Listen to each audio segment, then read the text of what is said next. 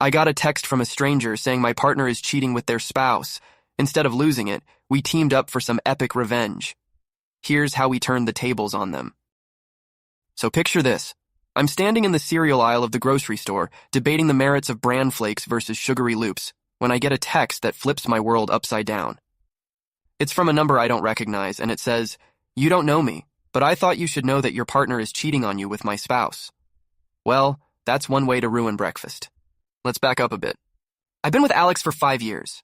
We met at a dog park classic meet cute, except neither of us had a dog. We were both just there because we liked watching other people's dogs, which in hindsight should have been a red flag about our commitment issues.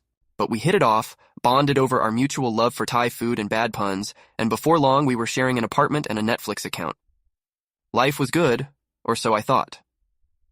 We had our routines, Tuesday night trivia at the local pub, Saturday morning jogs that I pretended to enjoy, and Sunday afternoons binge-watching shows we were too embarrassed to admit we liked. There were no dramatic fights, no ominous silences, just the comfortable monotony of cohabitation. But then there were the late nights at work. Alex started coming home later and later, always with plausible excuses. The project deadline got moved up, or the new intern messed up the reports again. I wanted to be supportive, so I'd nod sympathetically and order takeout for one. I should have known something was up when Alex took an unusual interest in personal grooming. New cologne, frequent trips to the gym, even a sudden obsession with whitening strips. I joked that they must be having an affair with a dentist, and Alex laughed it off, saying that self-improvement wasn't a crime. Touché. Back to the mysterious text. After the initial shock wore off, I replied cautiously, asking for more information. The stranger, who introduced herself as Taylor, provided dates, times, and even incriminating selfies of Alex and her spouse at various locations I recognized, places where Alex had claimed to be burning the midnight oil. My first reaction was disbelief. Surely there was a misunderstanding. Maybe Alex had a doppelganger with a penchant for photobombing other people's pictures. Denial is a cozy place, but reality has a way of kicking down the door. I decided to play detective. Over the next few days, I paid closer attention. Alex's phone was suddenly always on silent and face down. There were hushed phone calls that ceased abruptly when I entered the room. One night, feigning sleep, I heard Alex typing away furiously, followed by the unmistakable ding of a dating app notification. Bold move, considering we shared a bed. Confrontation seemed inevitable, but I wanted evidence. So, like any rational adult, I did the mature thing. I snooped. I accessed Alex's laptop while they were in the shower, discovering a trove of emails and messages that confirmed my worst fears. There were love notes, plans for secret getaways, even discussions about how to keep me in the dark. Ouch. Now, I'm not one for dramatic outbursts. Instead, I channeled my inner Sherlock and devised a plan. I reached out to Taylor and we coordinated our efforts. Turns out, her spouse Jordan was just as duplicitous. Misery loves company, and we were forming a rather exclusive club. We decided to orchestrate a little surprise. Taylor and I rented out a small art gallery under the guise of hosting a networking event, something both Alex and Jordan would find professionally enticing. Invitations were sent, RSVPs received, and the stage was set. On the night of the event, the room was adorned with abstract paintings and minimalist sculptures, an ironic backdrop for the chaos about to unfold. Guests mingled, sipping overpriced wine, oblivious to the impending drama. Taylor and I stayed out of sight, coordinating via text. When Alex and Jordan arrived separately, of course, we waited until they were comfortably ensconced in conversation. Then we made our move. The lights dimmed and a projector lit up the main wall. A slideshow began, displaying a montage of their clandestine escapades. Gasps echoed through the gallery as images of Alex and Jordan laughing over coffee, holding hands in the park, and entering a hotel together played out like a sordid romantic comedy. Alex's face went through a rapid transformation, confusion, horror, then a pale resignation. Jordan looked like a deer caught in headlights, which was oddly satisfying. The room erupted into whispers, and the two of them stood there, exposed under the harsh glare of both the projector and social scrutiny. I stepped forward, feeling uncharacteristically bold. My heart was pounding, but there was a strange calmness in taking control of the narrative. I thanked everyone for coming and suggested they help themselves to more wine after all. Who doesn't need a drink in moments like these? Alex approached me, stammering through half-baked excuses. I held up a hand to stop them, not interested in hearing the recycled lines of a caught cheater. Instead, I told them we'd talk later, preferably when they had their belongings packed. Leaving the gallery felt like shedding a heavy coat on a sweltering day.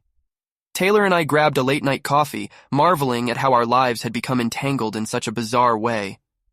We joked about writing a screenplay, but underneath the laughter was a shared sense of betrayal and the daunting prospect of starting over.